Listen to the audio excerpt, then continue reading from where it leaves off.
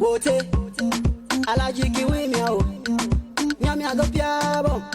Yongo go timi age koma go jewani. Nyabole mafiji unyani binyani go nyama. Gadrega gapama. Nyanga takbaji konga takokula nyama. Sele go foni tabla siakbe. Good morning, ladies and gentlemen.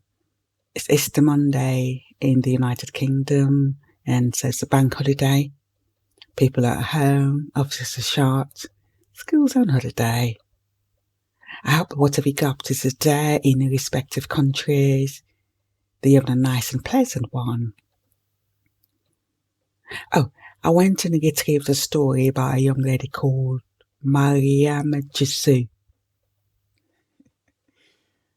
I'm laughing because of the way she's getting her name here.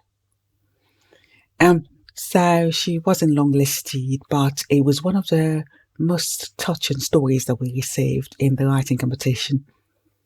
And I hope that Mariama will take on board what the judges' advice were, and that she would use my page to grow as a writer. Because a lot of reasons why she wasn't long listed, when she could have easily won the competition with a story, are issues I've addressed on the page. I've addressed verbs, how they work. I've looked at tenses. We looked at a plot sticking to one event. It's only a flash story, so write about one event. And I feel people like her, if they use my page the way it should be used, and if they interact with writers from other countries, I'm pretty sure she could go on to be a good writer. So I'm going to read Mariama's story, run it over music if my video doesn't get blocked by Facebook. I use the music in good faith, and then it transpires that they no longer have the free license to use that, even though it's in the sound collection. And lo and behold, I post my video on the page, and CMRP blocks it. And then you're sitting there a good week waiting for it to be resolved. Ultimately, the videos are reposted, but then, you'd have to wait a whole week after you've done it for it to reappear on your feed. So here is Mariama Jusu's story. This is an edited version of the story. I am Mariama Jusu. I was born and raised in King Tom, in the western area of Freetown, Sierra Leone. I was brought up by a single mother and my sister.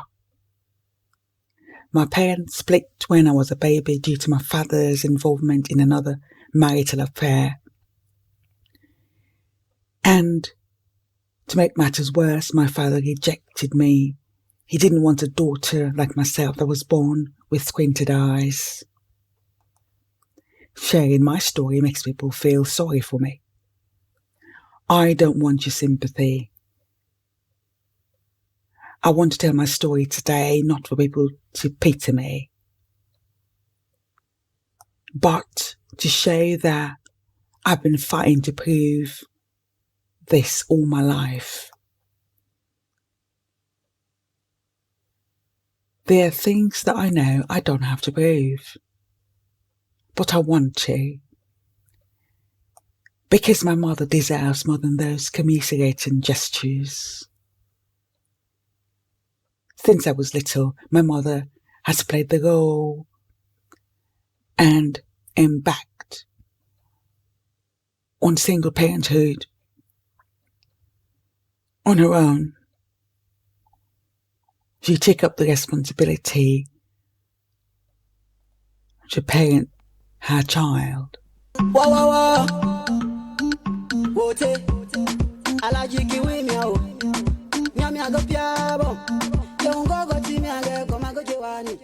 She gave me all the love I deserved as a child, despite being born with a disability. She was always proud of having me as her daughter. Everyone neglected me in our society. I faced a lot of discrimination from friends, and even family members. But thanks to my mother and sister, who always encouraged me and motivated me, I felt that I was special. Growing up as a child, most of my time was spent with my elder sister.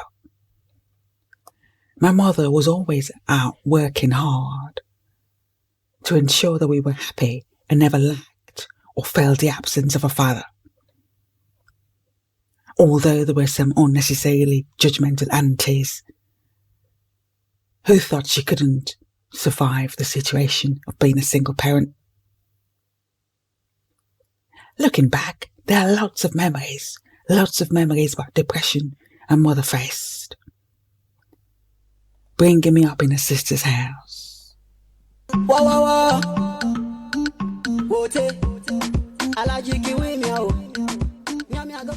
Despite all of that, she was fearless. I was always worried about losing my mother because she was given a lot of advice, negative advice from my siblings to abandon us, just like her father did. Thank God she made a good choice. She didn't leave us. She did all she could to see us progress into strong and intelligent girls in society. She's my role model, and I can too. My mother had a full-time job, so though most of my years growing up was spent with my elder sister, my sister did take care of me in her absence. My sister was always around to guide me. In the morning, we prayed together. Mum would prepare breakfast and we'd all eat together. Then she'd leave for work. My sister would go to school. My sister would take a bath and I would take a nap. When I wake up, my sister would give me food to eat and we would study together. Despite holding down a full-time job, my mother always went to my school activities, like sports day, Thanksgiving, and family day. But it saddened me during these activities, especially when there was father and daughter day. All my friends had the dads there. I would be sitting down lonely and unhappy. On occasions, my mum would take me to her office so I wouldn't feel as bad. Her co-workers were all nice to me. They were kind enough to buy me sweet, bread, chocolate, chips and drinks. In fact, during the school holidays, my mum would take us for vacation to her brother and his wife, our uncle and aunt in Regent Village, Freetown. We used to have a lot of fun there. My uncle had lots of fruit trees that surrounded his house. Sometimes my uncle would take us to the zoo to see animals and we played with them the whole day. We would then return home and watch cartoons like Tom and Jerry. Goodness me, our holiday memories were all good. When it was time to go back home after the holidays, my uncle would give us stuff like school books, bags, shoes, a new pair of uniform. My mother's brother showed us all the love a father should have for his kids. He took me on like his own daughter, showing off the moments when I struggle. But the beautiful thing is, even in those times, I have learned, like my mother did, teach me not to moan about life and that I should always stay humble. She was one of the people that made me strong. My mother was fearless, whatever problem we encountered.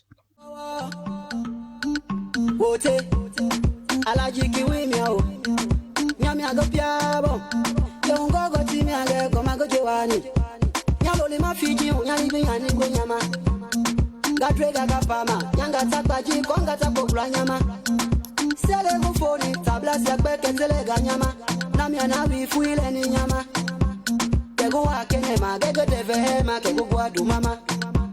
Sele pidi weni ke mujo kwa bebu. Nyao ga ufede vagoma komo bojiwe na. Kenya punya mwenga ya hai memia, ya hai ya memi. Nane me de hai wo. Dole la hai ma o, ya hai ma veli hai. Hai memia, ya hai ya memi. Nane me de hai wo.